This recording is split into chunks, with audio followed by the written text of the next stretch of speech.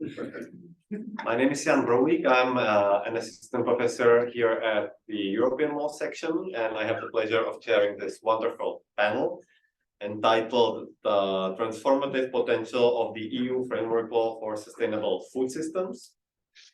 We have four excellent speakers. They are Anastasia Alvizou from the European Commission, Isabel Paliotta from the European Environmental Bureau, Hanna Schebesta from Wageningen University, and Sabine Weiland from Catholic University of Lille.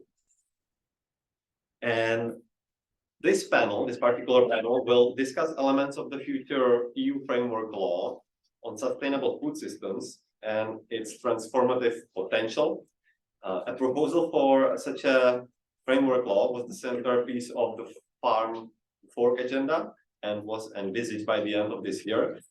At the moment, it nevertheless seems that the adoption of this proposal might be postponed to the new commission, or, as we heard in the keynote, there are some doubts whether it will be adopted at all. Anastasia Alvizou will update us on the commission's plans and talk about legislative approaches to sustainable food systems. The panel generally aims to discuss how EU law could contribute to systemic change and policy integration, both horizontally and vertically, within the EU. It will also discuss the role of food democracy in the future EU policy process on food sustainability. This panel was originally allocated 90 minutes. Is that still the idea, Maria? As my daughter says, time is a construct.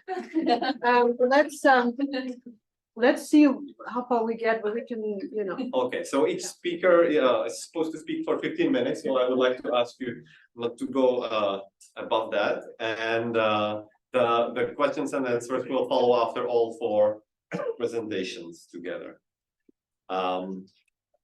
Yes, so without further ado, we will proceed to Anastasia's presentation entitled The EU Framework Law for Sustainable Food Systems.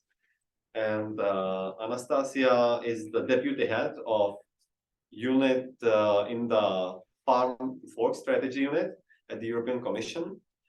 She's been in that position since 2018. Before, from 2012, she was mainly dealing with general food law and labeling issues in the food information and composition food waste unit of DG SANTE. Before, she also worked for the legal affairs unit of DG SANTE. And prior to joining the commission, she practiced international trade and EU regulatory law at Sidley Austin LLP in Brussels. And she studied law at the University of Athens and obtained LLM from the University of Amsterdam. So she is our graduate. Well, the floor is yours, Anastasia. Good morning. Thank you very much for this lovely introduction, and I'm delighted to be here to give you this presentation. I think we had a very interesting morning as well, very inspiring, and I think setting the tone for the discussions. We already mentioned the Farm to Fork strategy. The Farm to Fork strategy was designed to set out actions, 27 actions, to ensure a fair, healthy, and environmentally friendly food system. Food system, we already saw it, it's critical for if we want to have a sustainable future. So this is the domain that we need to focus on. Now, I will not elaborate further the need and why we need to redesign our food system. I think that clearly already emerged. Now, the Farm to Fork strategy had 27 actions. It was a melange, if you allow me, of legislative proposals, either revisiting existing laws or coming up with new proposals, but also it contains more voluntary actions or soft law instruments. Now, can we go to the next? Yeah. I will mention here very briefly proposals that legislative proposals that have been adopted under the Farm to Fork strategy in the remit more of DG SANTE. I'm working for DG SANTE, Health and Food Safety of the Commission. We had the revision of the existing directive on sustainable use of plant protection products, now proposed as a regulation, the so-called SUR proposal. We had, this is more DG agri-marketing standards to ensure more uptake of sustainable products. We had the July package that consisted of revision of existing rules on plant and forest reproductive material, new genomic techniques. You will listen and you will have a debate later on in the afternoon. In the context of the Waste Framework Directive, we introduced an amendment, we proposed an amendment so as to introduce legally binding targets for reduction of food waste, also to meet the commitments. And now in December, if I'm not mistaken, on the 5th or the 6th, we are expecting a new proposal on animal welfare, on transport. So, these were the legislative rights, but now we also had a soft law approach, and that was the European Code of Conduct on Responsible Food Business and Marketing Practices, encouraging so more industry kind of voluntary code under the auspices of the Commission. It is managed by DG SANTE and DG GROW, precisely targeting more, I would say, the middle chain, food processors, food service operators, and retailers, so as to give more tangible commitments to communicate on the sustainability performance. We started in 2021 with the launch of the code, 65 signatories at the time. Currently, we have 140. There are the priority areas are climate change, circular economy and packaging, food security and balanced diets. We had the first mapping study of the commitments given in 2022, which we are planning to publish very soon. And if I may say so, just here a slide, we saw a grand total of 488 commitments. We saw business operators giving more than 20, but some only 1. And let's see now, in the code we have 7 aspirational objectives. The 3 most commitments were given under the objective 1, which is healthy, balanced, and sustainable diets. Objective 3, a climate neutral food chain. And objective 4, an optimized circular and resource efficient food chain in Europe. Now, these were the targeted amendments. Was that enough to accelerate the transition to the food system? In the Farm to Fork strategy, it was announced that a framework law would provide the impetus for that transition. The design, if you like, at that time and still was largely based on the experience that we had in DG SANTE of the General Food Law. That was 20 years ago.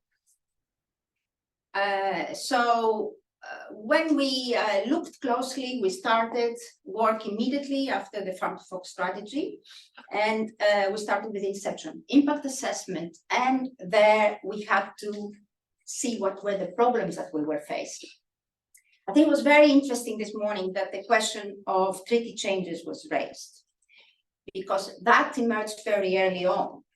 When we had to identify also problems we had and objectives of the future legislation, we had to take into account also limitations of the treaty.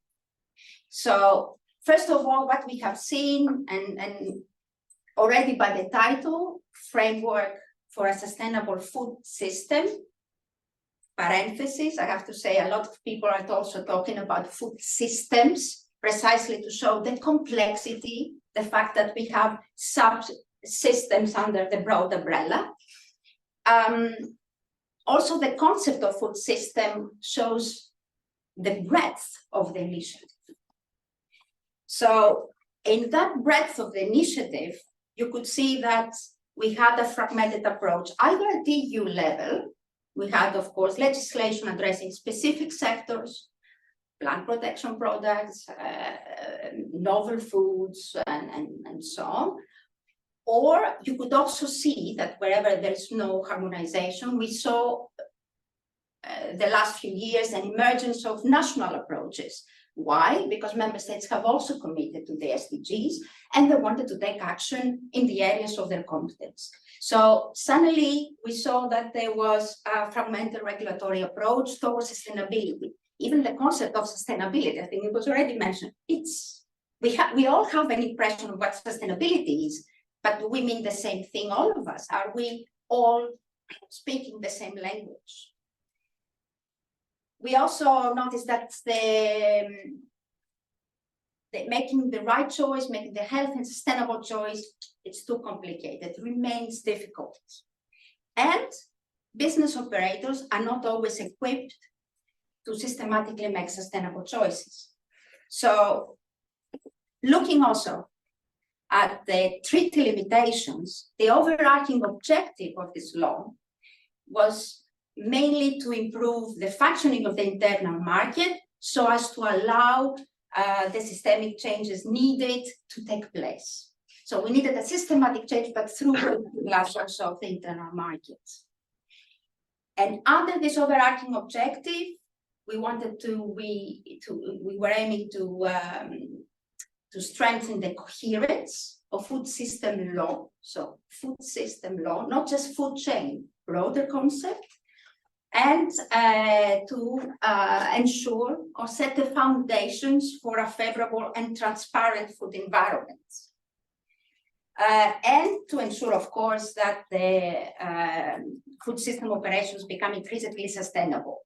Already my reference to food system law shows the breadth of the scope that we're talking about.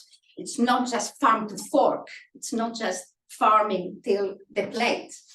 It goes even before. It goes to all the inputs that go before. And I also noted the financial services. It's also something that we have to keep in mind because these are the enabling elements that allow a sustainable food system.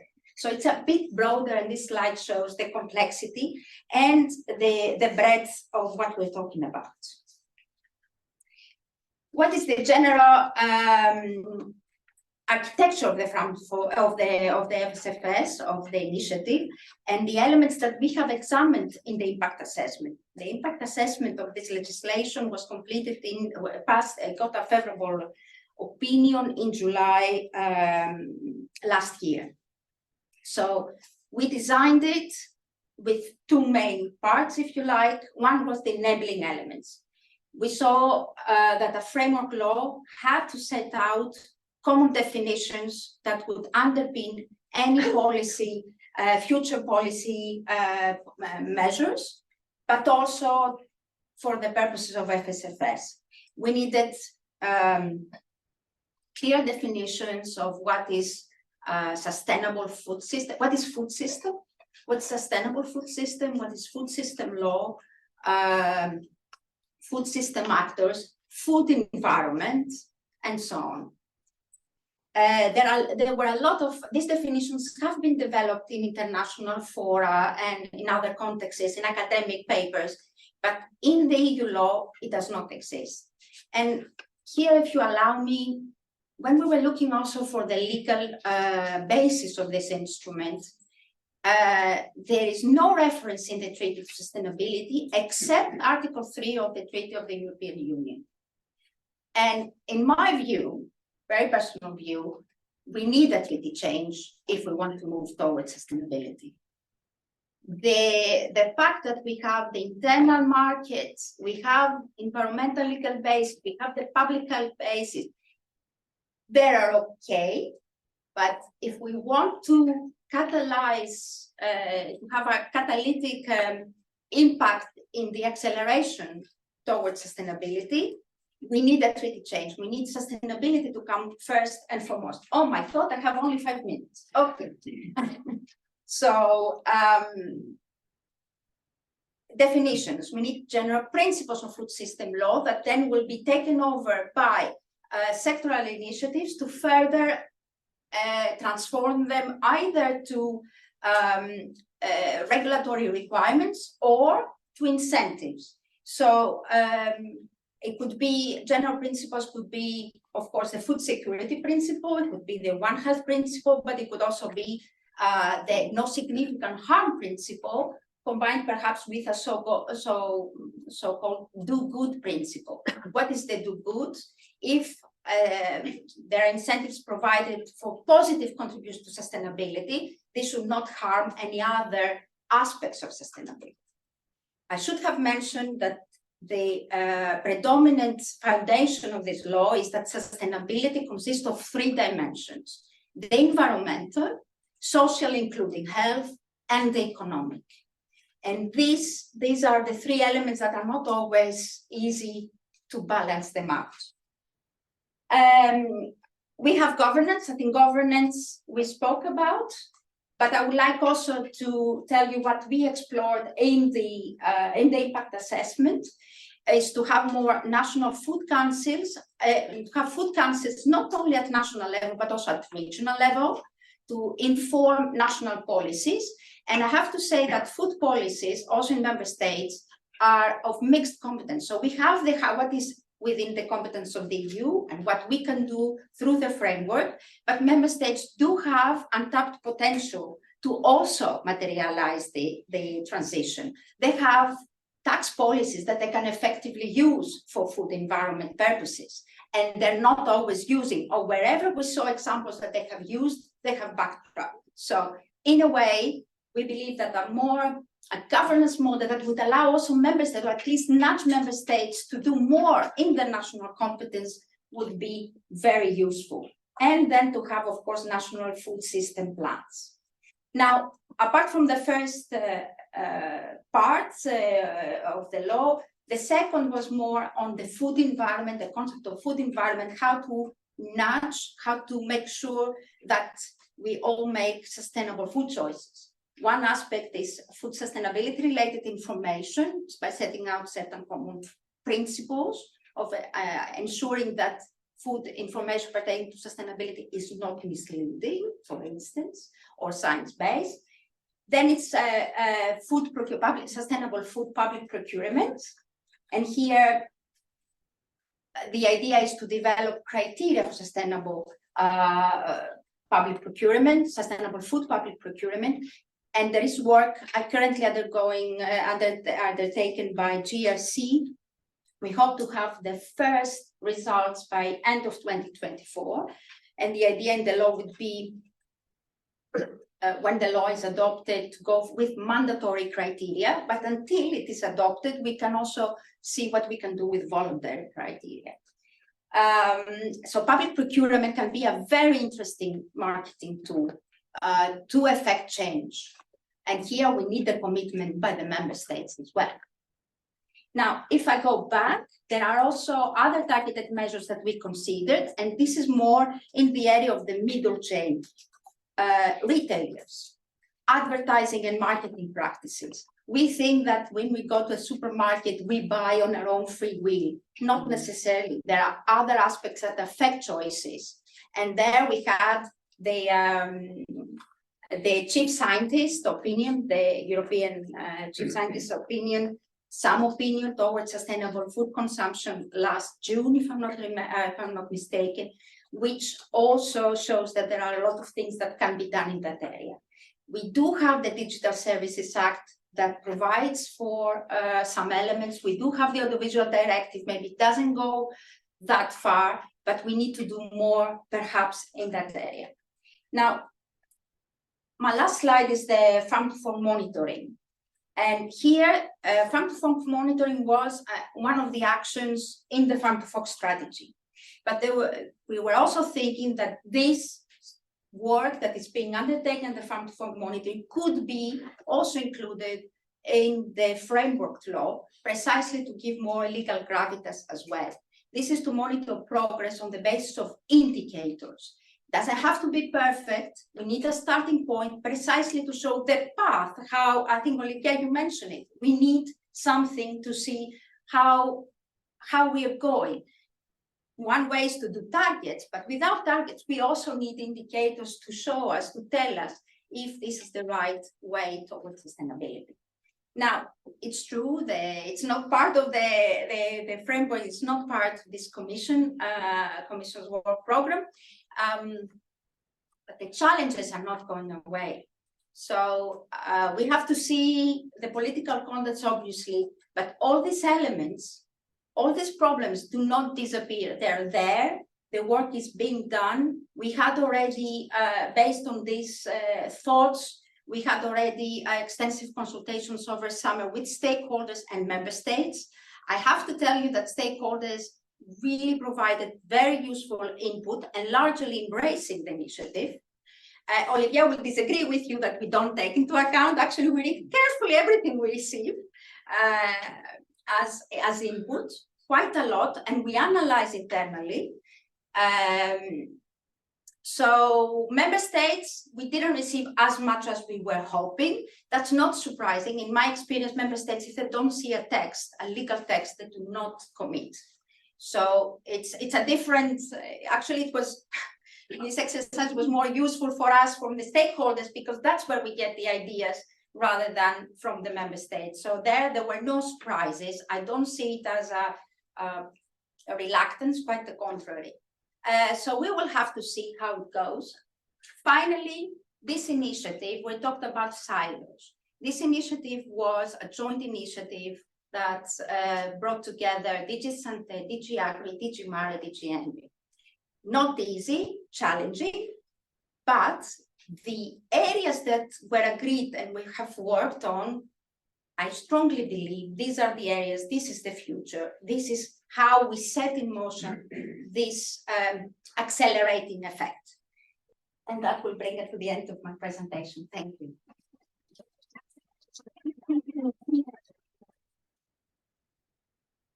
Thank you very much, Anastasia. I'm sure there will be questions at the end of the panel. But now we will proceed to our next presentation. Let me stop sharing because we do not have slides for the following one. It's up to you, Isabel, if you want to present from here. No, over there. Okay. And let me tell you a little bit about Isabel. So she is policy officer for sustainable food systems at the European Environmental Bureau, EEB, and her main areas of work are governance, systemic change, consumption side policy, animal welfare, and agroecology. She holds a bachelor degree in economic development, international cooperation, and conflict management from the University of Florence, and a master degree in international and diplomatic affairs from Bologna University. She grew up on a small farm in the Tuscan countryside and then worked in an organic and biodynamic farm in the same area while in university. After specializing on the history of the EU's common agricultural policy, she expanded her focus on food while at the EU delegation to the UN organizations in Rome and Slow Food Europe before joining the EEB. Well, Isabel, the floor is yours, also 15 minutes. Yeah, I'll try and stick with that. Thank you, Jan. Thank you. Yeah. Good morning, everyone. Thank you so much for having me here today. I'll try and keep it snappy, because I don't have a presentation and I know it's more bothersome to concentrate for longer periods of time without visual support, but also because a lot of the things that I would like to address have already been covered. So I'll try not to be too repetitive. But yes, indeed, as Anastasia just mentioned, the latest Commission work program, which was published a month ago today, now that I think of it, it does not include the framework for sustainable food systems law, something that was a grave disappointment from our perspective.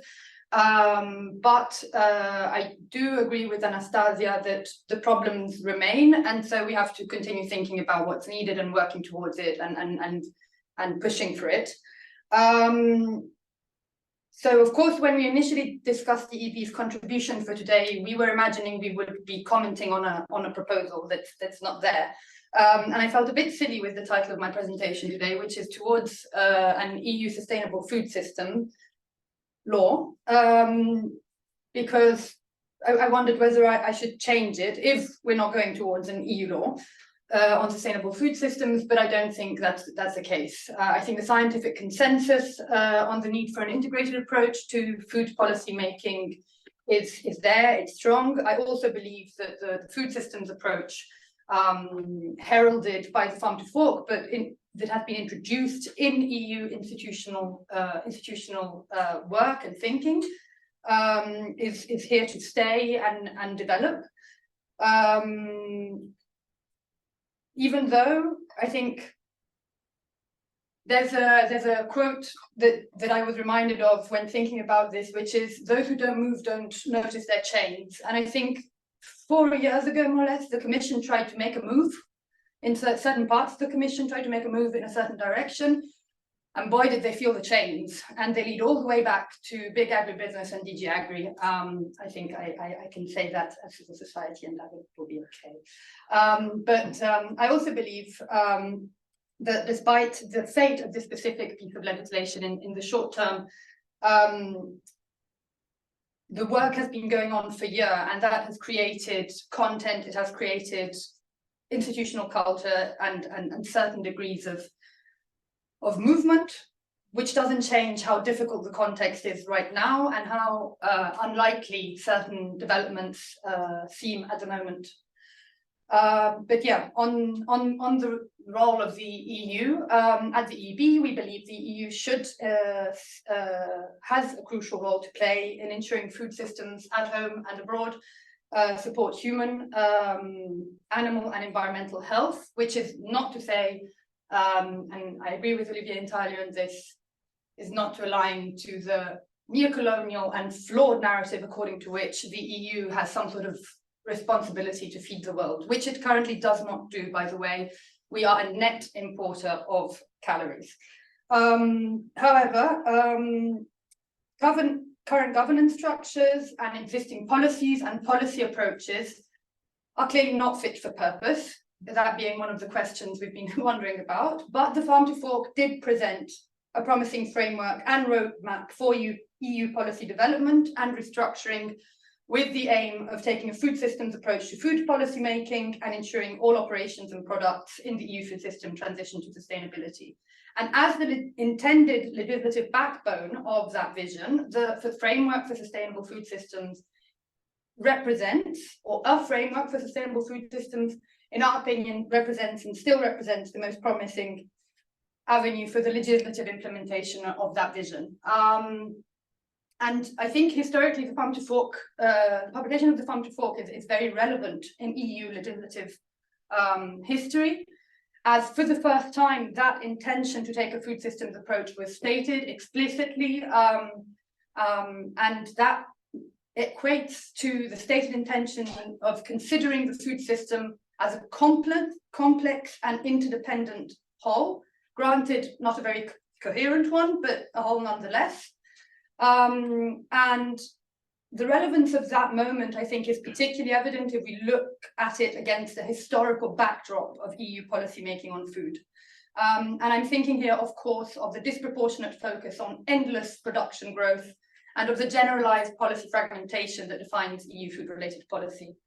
Obviously, so much of EU food-related policy has meant CAP, a policy whose very same founding father attempted to reform less than a decade after it was introduced, and which the many reforms attempted since have not managed to fix, clearly.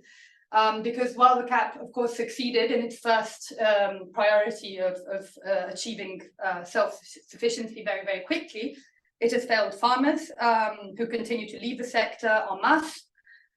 It has consistently failed to address environmental issues and sometimes has exacerbated them. And more generally, it perpetrates and supports an extractivist model of production, which our soils, water bodies and ecosystems can no longer sustain and are no longer sustaining. And then, of course, if we consider the consumption side, EU legislation has much less of a dense history in this sense. In many ways, consumption side policy has remained largely a member state remit. And then the murky bit in the middle, So those that are the so-called middle chain actors, they've already been mentioned. And that is a part of the value chain that has been defined by increasing power concentration and verticalization over the last 3 decades, which is also overall insufficiently scrutinized and regulated, and is located between supply and demand and supply, translating with a bit of, let's say, not in a neutral way, inevitably, the signals between consumption and production. And that growing concentration of power and some subsequent increasing political sway of this part of the chain pairs with that very peculiar positioning in the value chain and results in middle chain actors having a massive influence on food environments, which we've touched upon and I'll get back to. But all of these different elements need to be taken into consideration together. And the farm to fork strategy, we do believe, was a promising first step in this direction. But why is it important for the EU to act, or in other words, to act at the EU level? From our perspective, is the reasons for that are, in a nutshell, that from some points of view, it is actually well equipped to do so and well positioned to do so. And the EU must act first and foremost because of the nature of the EU itself and of the legislative relations it has with its member states. It's an extremely diversified combination of national, local, and regional realities, and in very few areas is that as palpable as it is with food systems. And these different realities sort of intrinsically require differentiated approaches, which member states are best suited to design, but at the same time, food systems and the EU food system is defined by cross-border issues, relations, and interaction, and has actually reached an astounding degree of integration even within a very, very globalized food system. And therefore, it's uniquely placed to set those overarching priorities and general direction of travel for the Union overall. And it is key that it does precisely that. We also believe that it's key that the EU acts. Wow, okay, I'm going to really accelerate, sorry about that. Because of the nature of the food systems itself, as a very complicated system that the EU is well placed to research and work on. It is also key that the EU acts because it is a public authority that has the duty to ensure its citizens benefit from the full enjoyment of their rights, and particularly in this case, that means the right to food and the right to a healthy environment.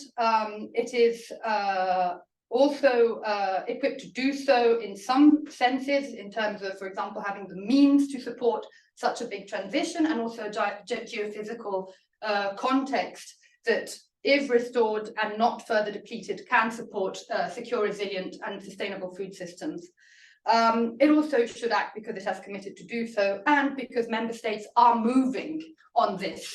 And it's very important that this transition is coherent if we want to address that important point on policy coherence. The transition also has to be harmonized. Otherwise, we will find ourselves again with fragmented approaches, pulls in different directions, different objectives, and so on.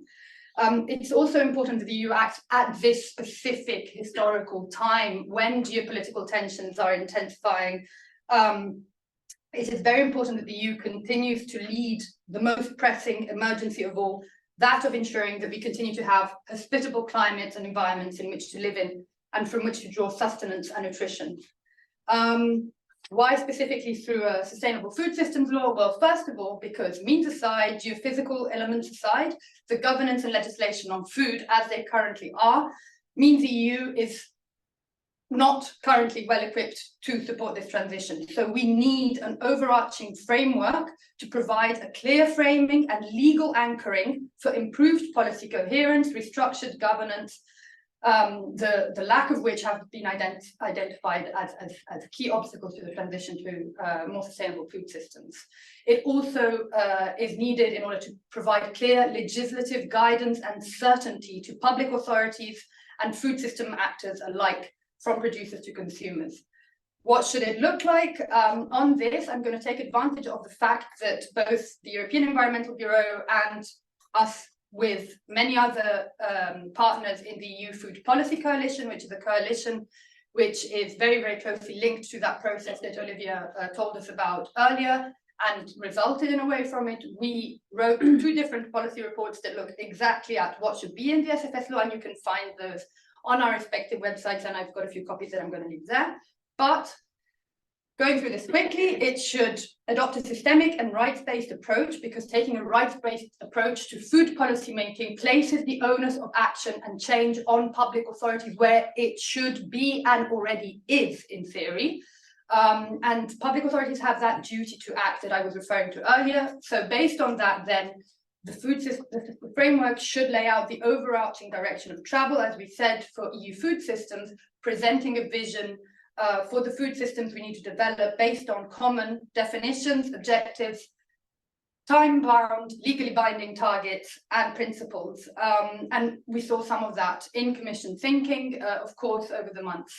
And it's very important to get these right. Of course, legal definitions are very important, both in the interpretation and implementation of law, because they clearly define the boundaries and scope of the application of the law, as well as telling us what the legislator's intentions were when the law was developed. So it's very important to get those very difficult definitions right. It's true that there aren't universally agreed upon definitions for key concepts such as food system and sustainable food systems, but to be honest, there's some pretty good definitions out there that are workable, but it is important to get those right.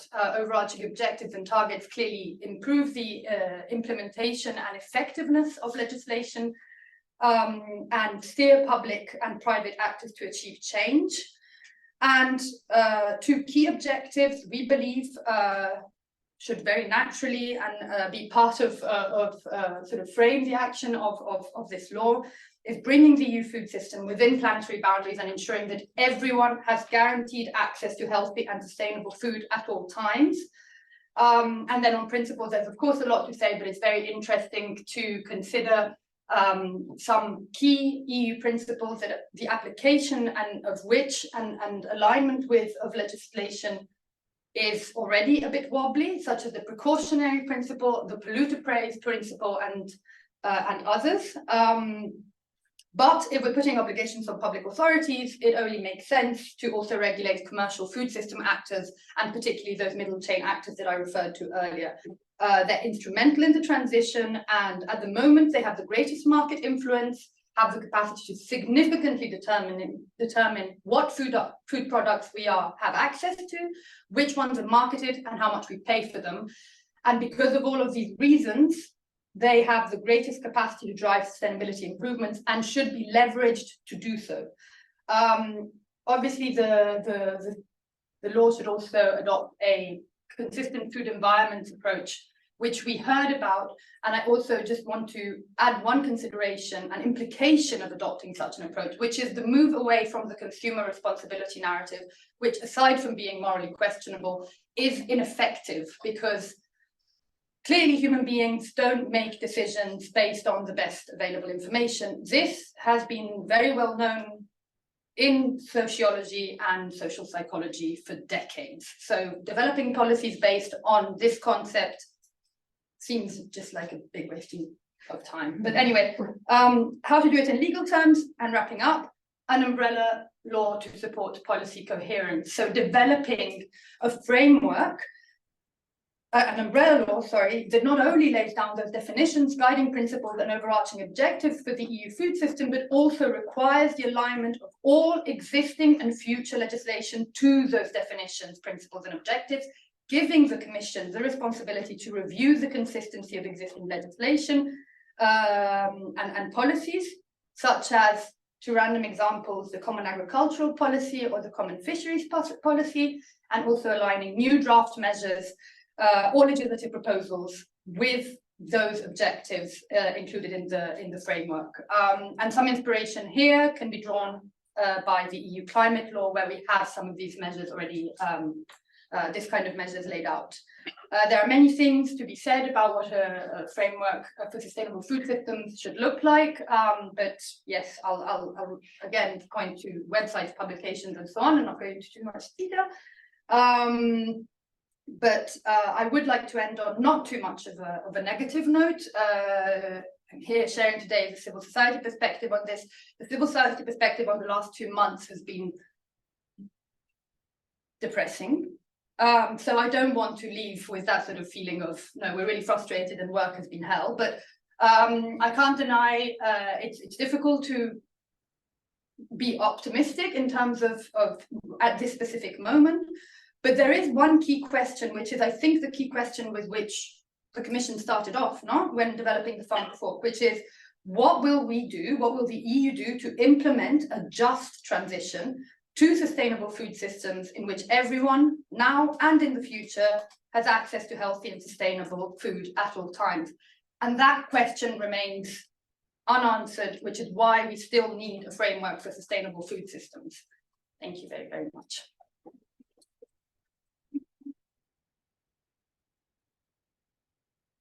Thank you very much, Isabel. Again, questions will come, I'm sure. Now it's Hanna's turn.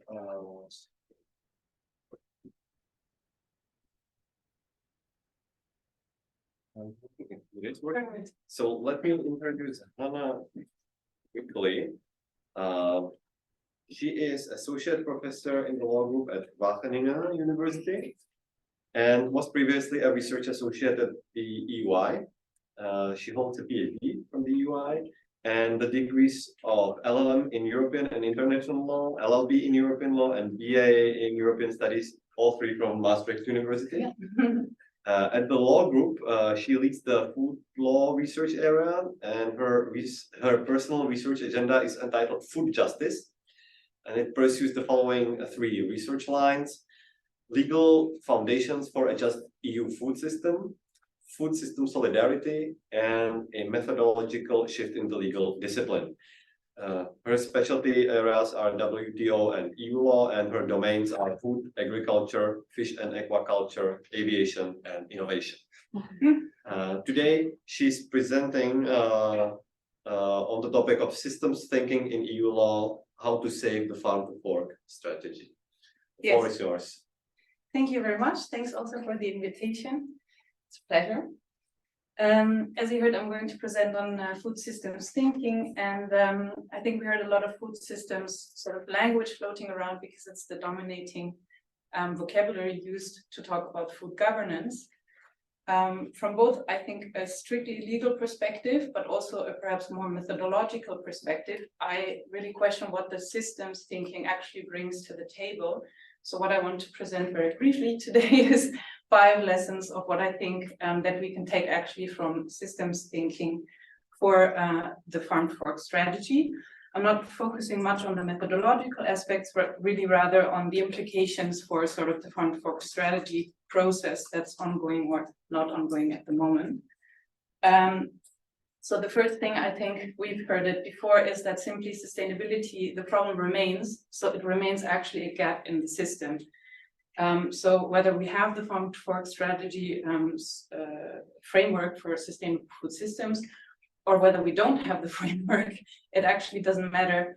The problem actually does remain the same. More specifically in legal terms, I would say the problem is that we have a general food law regulation that is very safety oriented, but it does have a concrete blind spot for sustainability, which is, I think, the problem that doesn't go away. Even if we don't have the framework, we have a problem, which is that the framework that we have on food is outdated. It's a safety framework dating from 2000 that does not adequately, I would say, govern the area independent of sort of the sustainability aspirations that we might want to have. This has been sort of certified in the fitness check already in 2018. And I think it's quite uncontroversial to say that, you know, this safety dominated legal framework deserves some change. So in that sense, now that we have diagnosed sort of the systemic gap or problem that we have, I think the second thing is that systems thinking, as opposed to sort of linear sort of perspectives on the food chain, is actually emphasizing processes over time. So I think systems thinking really emphasizes the fact that we don't just live in the moment, we also sort of live in the future. And in that sense, I think what we can do, and perhaps to also give a little bit more positive feelings to this room, is that we reassess what the Farm to Fork strategy and especially the framework actually has meant for the sustainability turn in food law. So I would like to remind the people that the General Food Law Regulation was generally conceived as a success. It followed only 2 years after the white paper on the food regulation from 2000. But it was preceded actually in 1997 by 2 very important policy initiatives, which was the consumer health and food safety communication and the communication on the general principles of food law. So if we can reconceive sort of the Farm to Fork strategy as a precursor to something that's yet to come, I think we have a less dire picture of where we stand now, because we can perceive that there's going to be a second phase of the sustainability turn, right? I think that's something systems thinking is very friendly for. And I think this has been mentioned by other speakers as well, and I think I can only highlight perhaps the legal relevance of that, is that we should recognize and sort of be proud of perhaps of the conceptual work that has been done. And those conceptual elements I think that are mostly important are, on one hand, the language of food systems thinking, so that's really committing us to a more integrated and holistic view, I think. And the second one is also this reconceptualization from food as a trading good towards a public good, so something that we own commonly. I think that's 2 conceptual steps that have been taken. And I think very practically, what they will mean actually is that in terms of how we can make laws, there will be a big implication on the legitimization that these 2 conceptual steps are going to make for interfering in the name of the public good. Because if we now start to think about food less than a traded good, but more as a public good, so for instance, my consumption of a Mars bar is an individual choice, it's my own health that I'm sort of hurting. Instead, it's an obesity problem, perhaps. It's a problem for society that, in terms of legal interference and regulation, it actually justifies a much more interfering approach for governments, broadly speaking, in those terms. So I think the conceptual work actually paves the way for interfering into the food system in the name of the public interest in a novel way. And so in that sense, I think that's something that we can take along into what I think is the second phase coming after the Farm to Fork strategy. So I think we have to think in phases over time instead of being stuck in this moment of apparent failure of the Farm to Fork strategy. Concretely, I think a second phase can also align better with the revision of the agricultural policy.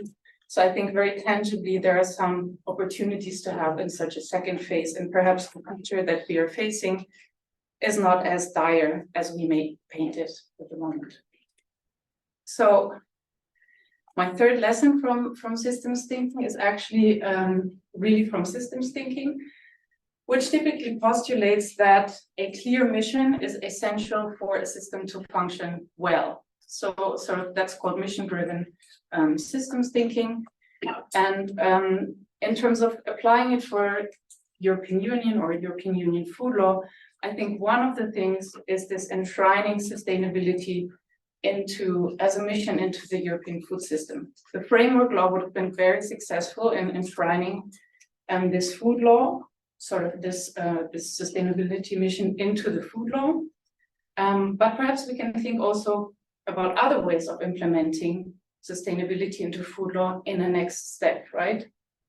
So when we think back about how the Farm to Fork strategy was adopted, I think for the community from outside, it was quite surprising that the framework was there in the way that it was there. So sort of the framework, the Farm to Fork strategy was tabled, And then there was the framework for sustainability food systems. And we were all a little bit surprised and we got excited about it, what's going to be in it. But actually, I would also say that by positing this framework, the Commission actually didn't make us think about another option. And that very simple option that was never discussed is, why didn't we just change the general food law regulation? Because what happens with the sustainable food systems framework is that it would happen as a second parallel framework, which would have meant for the area of food law that we would actually have two governing architectures for one domain. From an integrated approach, that's not very desirable. I think in terms of enshrining the sustainability ambition, it was very ambitious because it was an entire framework dedicated to sustainability, but it also failed to integrate the safety architecture that we have already in place. So we have the general food law regulation. It has principles based on risk management or risk analysis, actually. We have safety requirements. We have the European Food Safety Authority, so institutional procedures and processes that are all very safety dedicated. And maybe this failure of the framework is an opportunity to go back and think, well, we actually do have an architecture for food law, and why don't we just simply modify the architecture that's in place? So perhaps a modification of the general food law regulation is a sort of easier but better sort of future step that could be made. So I'm going to put this here out for food for thought, but I think from a systemic perspective, food system would typically postulate that it is really important to have a shared function and one shared function sort of for elements of the system. And I think to have two frameworks would be quite a risk on this element of the system simply functioning well. Now, this. One of the main postulates of food system is, of course, this demand for holistic or for integrated approaches, right? This is the thing that always comes back. And the question is, well, what legal tools do we actually have available in terms of achieving such an integrated approach? We've been debating about the treaty changes, and I'm very happy that that came up. For sure, maybe a stronger health competence might be nice, or in order to ensure a stronger mission to sustainability, we could have a transversal sustainability obligation, that sustainability has to be taken into account in all EU policies, right? I don't think actually that the treaty base is the main sort of impediment to a sustainable food system. I think we can live with what I would call a network of competences approaches, which would, however, recognize that the food domain is a domain in which several legal competences will have to be activated in order to govern one domain.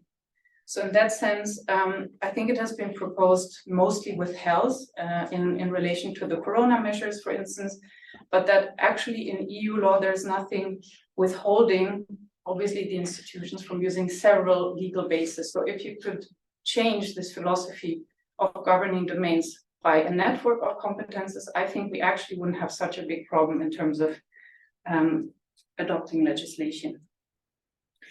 The second legal tool that has also already been proposed is intersectoral collaboration, especially between food, veterinary, pharma, and the cosmetic sector. And this has been proposed in the chemical strategy under the one substance, one assessment sort of shape. So that in some way was almost more far-reaching and more integrative than the farm-to-fork strategy approach proposed. Because under this one substance, one assessment approach, the chemical strategy did actually go for an integration of these different sectoral approaches. And I think there's nothing in the law standing in the way of such an approach.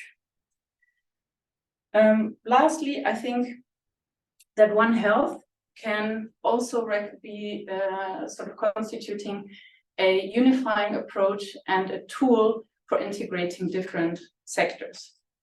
One Health has received much more attention at the international level now, so I think there might even be a spillover from the international to the European scene, but it has been much embraced by the European agencies, which actually have coordinated work among themselves under the heading of the One Health approach.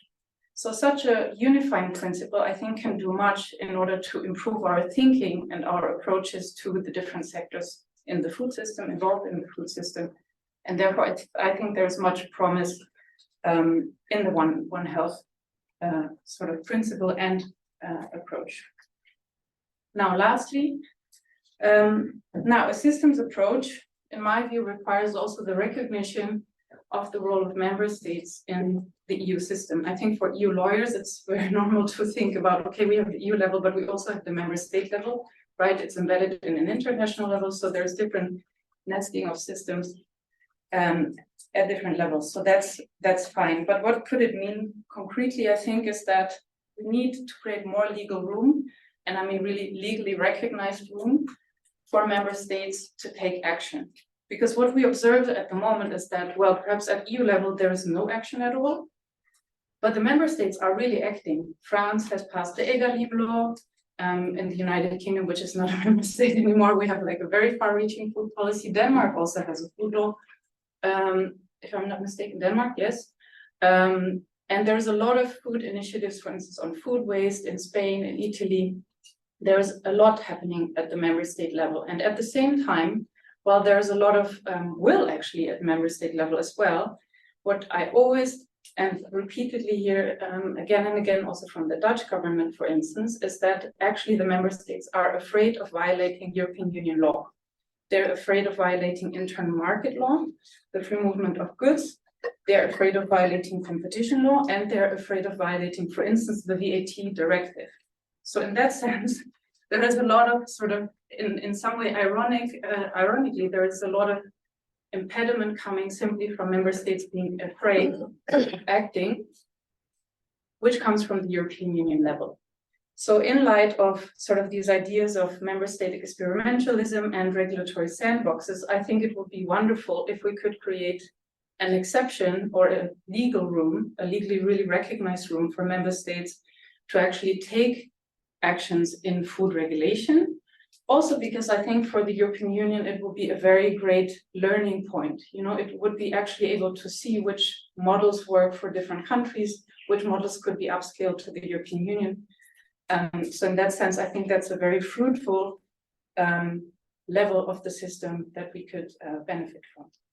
With that, I want to close my talk with a very brief reflection on, well, do we need to be sorry that the farm to fork strategy failed or not? And perhaps there is a more positive, I think, story that can come from this apparent failure if we think about the second stage that we're just embarking on. Thank you.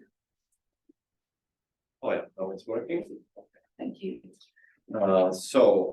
Sabine is Associate Professor of Political Science at the Catholic University of Lille, working at the European School of Political and Social Sciences at POL. She is the head of the master program called Food Politics and Sustainable Development. From 2018 to 2023, she was the director of the ESPOL-led Research Center for European and International Politics. Before her appointment at the Catholic University of Lille, she was working at the Helmholtz Center for Environmental Research in Leipzig, at Freie Universität Berlin, at the Catholic University Louvain, and at Sciences Po in Paris. Her research focuses on sustainability, governance, and transformation, and in recent years, mostly in the area of food systems, including the concept and practice of food democracy. And her presentation today is entitled "The Role of Food Democracy in EU Governance." Yes, and thank you very much for the introduction and for the invitation. I'm a political scientist, and I think this is a bit of a different starting point to look at some of the things that we discussed here. So thank you for having me on the panel. I must say I fully subscribe to the starting point of this conference that there is an urgent need for more sustainable food systems. And indeed, what we see is that there is a lot of activity going on in policy in the legislative field. We heard that the farm to fork strategy, the framework law is discussed. also all these discussions on the common food policy that Olivier Discuter presented this morning, which I found super interesting. So all of these initiatives and pieces or legislative pieces aim to promote a sustainable and more climate-friendly future. Green Deal, of course, is to be mentioned. The question, however, is how change and transformation towards a sustainable food system will eventually come about. And in particular, I would like to raise the question, will new policies and new legislation be enough? So in my intervention, I would like to bring the notion of food democracy to the table as an alternative vision of how transformation could come about, or at least one that could complement official strategies and policies and legislation. So I will discuss food democracy and its role in EU food policy and governance. And the argument I wish to make is that transformation of the food system towards sustainability inevitably requires thinking about the people, the citizens, and how they could contribute to sustainable food systems. Next slide. So my starting point is the observation that food nowadays constitutes a major political issue, be it in the ways that our food is produced, in relation to food consumption, in relation to public health, environmental impacts, animal rights, etc. So food is no longer regarded as an exclusive matter of production and consumption of private actors.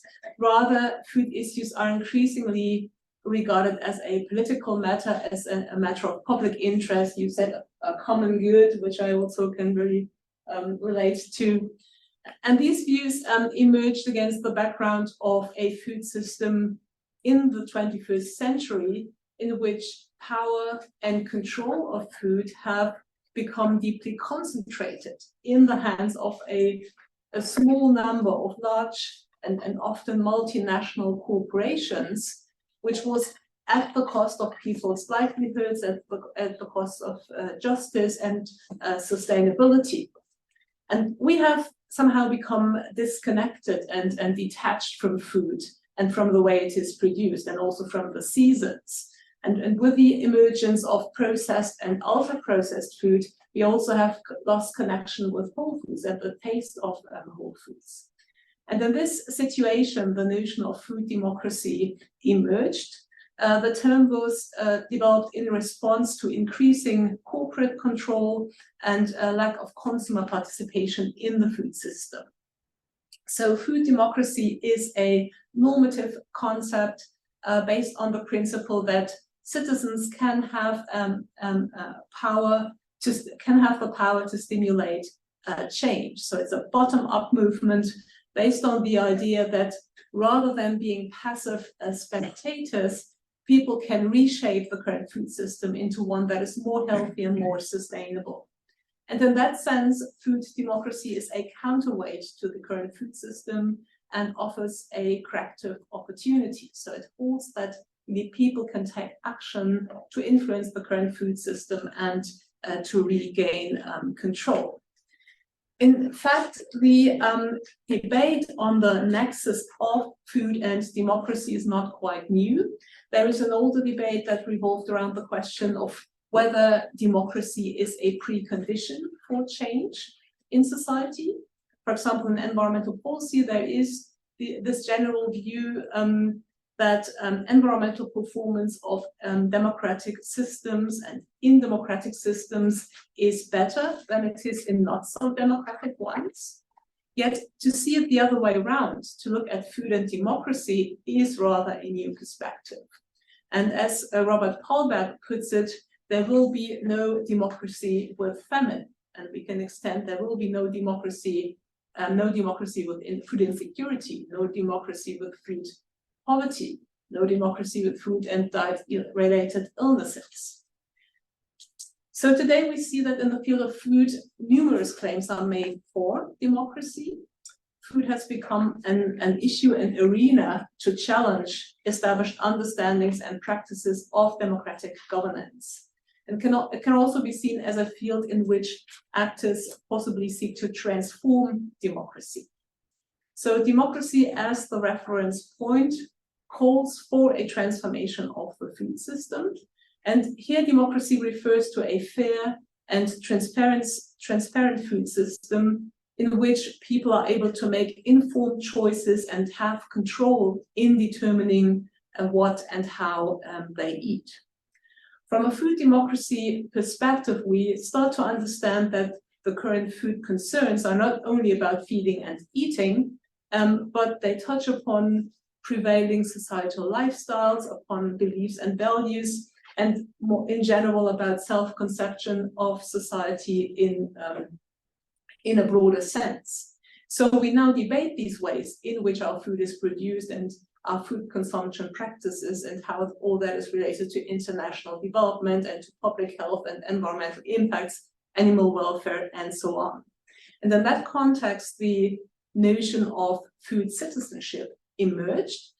This denotes the altered role of people in this scenario. So rather than passive consumers that are manipulated by supermarkets and marketing and de-skilled through the proliferation of convenience food, rather than that, people can become food citizens who get engaged and actively shape the food system. So citizenship implies that the commodification of food is contested and that people hold and can develop capacities and the responsibility that goes beyond the simple consumption of goods. So this is the kind of context in which I am to shed light on the relationship between food and democracy. Now, food democracy calls for people to regain control over the food system. What does that mean in practice? I think there is different levels, let's say, different levels, layers, where we can see how food democracy is manifesting itself. And it begins really at the individual or family level, in our homes and in our kitchens. People may practice food democracy, for example, by home cooking, cooking from scratch, using little or no prepared ingredients from the supermarket. And this is not only an act of improving cooking skills, it's also an act of self-empowerment to regain control over food. And as an avid home cook that I am myself, I can I can confirm that it is very satisfying and indeed empowering to be able to make your own bread or make a homemade quiche Lorraine, and to know exactly what is in your food. People may also decide to consume foods that represent certain values, for example, organic food or locally produced food, food that is cruelty-free, fair trade, etc. So being intentional about our daily food choices creates added value, of course, on the personal level to begin with, but it also sends signals to the marketplace and it supports the producers of such foods. So political change, according to this view, or this level, is brought about through consumer choice, to voting with your fork, to use that analogy to democratic voting. So change happens when food practices and food purchases as individual choices have cumulative impacts on health, on lifestyle, environment, animal welfare, and so on. Next, food democracy can also be practiced at the community level. People may get involved in food swaps, maybe with neighbors. Swapping sourdough starch, I can report, is very popular. People may buy at farmers markets or may participate in consumer-supported agriculture. You know, these battery box schemes, for example. They may be active in a community garden project, consumer food co-op, and so on. So, and also the internet is a great place for food democracy these days. So, for example, on YouTube, you find literally millions of cooking videos where people share their recipes, share their wisdom about how to make a tarte tatin, how to make a bœuf bourguignon, which of course also exists in the vegetarian version as a mushroom bourguignon, and how to prepare for the holiday seasons in terms of baking some yummy cookies. And these acts go beyond the individual and household level and refer to varying degrees to the community and to the larger food system. According to this strategy, change happens when communities resist the established food system and the large corporations and build alternatives to these through mutual aid, sharing of resources, and solidarity with other individuals and communities. And finally, food democracy can also manifest itself in political actions at the societal level, and this includes food advocacy and lobbying for the common good. For example, going on a protest march, like in Germany, there's the food movement, Wir haben es satt, we are fed up. It can also mean participation in a food policy council, which are institutions emerging at the local and municipal level, in which stakeholders and citizens and representatives of the political system exchange on suitable food policies in their city and their community. So in this view, people are citizens, or at least important stakeholders in the overall food system. And the way that change is happening here, this is at the, let's say, systems level through political and economic action around food issues. And as food is always embedded in institutions and policies for handling these food-related issues, this strategy focuses on bringing about change at the policy level. So all of these are spaces to practice food democracy by bringing control to the control of the food system back into the hands of the people. And this is seen as an act of transforming passive consumers into active food citizens. And what all these initiatives have in common is really the aim to challenge and counterbalance the control and choice edit of the food industry in order to allow people access to an adequate and nutritious and sustainable food supply. And this is achieved through greater participation of food citizens. So all people can meaningfully participate in shaping food systems, be it locally or even in their immediate environment at home, or be it on a larger level nationally or even beyond. So they realized through the realization that food is political. And this is set out in manifestos of the food movement, for example, Michael Pollan's In Defense of Food that I put in here. People realize that by eating differently, they can transform the agri-food system into a more just and more sustainable place. Now, to conclude, yes, thank you, and I will stay in my time frame. So to conclude, what can we learn from this for European food policy and governance? I think that the debate on food democracy puts forward a focus on people, on food citizens, as potential agents of change. These people have transformative potential in the sense that they can challenge mainstream understandings of how food is produced and processed and distributed and consumed. The European food policy and governance, in my view, shall and can support these processes by addressing these actors of change in targeted policy interventions. And I put some ideas here, not super specific, but just to make the point, what could that mean? Well, it could mean create new discussion arenas to create awareness for food issues. It can also mean promote education and information around food. New institutions for political participation around food topics could be established, and also spaces for experimentation that can try out different ways of how the food system could be organized differently, for example, around shorter supply chains or food cooperatives or any other alternative forms of organizing food retail. So in short, European food policy could create the conditions that enable consumers to play an active role in making the EU food system more sustainable. Thank you.